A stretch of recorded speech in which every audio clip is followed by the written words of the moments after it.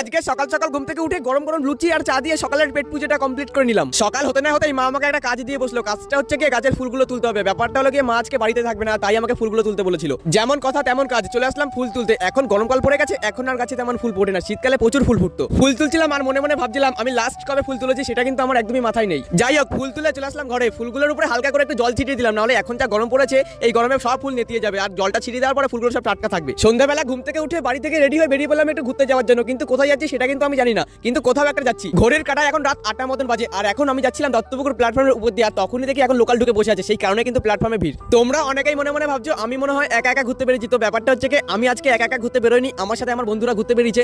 এখন প্রবলেমটা হচ্ছে কি আমার কিছু কিছু বন্ধু আছে যারা ক্যামেরার ভিতরে আসতে চায় না, আবার কিছু কিছু বন্ধু আছে যারা ক্যামেরার ভিতরে আসার জন্য পাগল। তো আজকে আমার সাথে যারা যারা আছে তারা একদমই কেউ ক্যামেরার ভিতরে আসতে চায় না, সেই কারণে কিন্তু তাদেরকে আমি একদমই দেখাতে পারছিলাম না। যাই হোক, কিছুক্ষণ ঘুরে চলে আসলাম বাড়িতে। বাড়িতে এসে আজকের মিনি ব্লগটা আমি এখানে এন্ড করলাম। টাটা।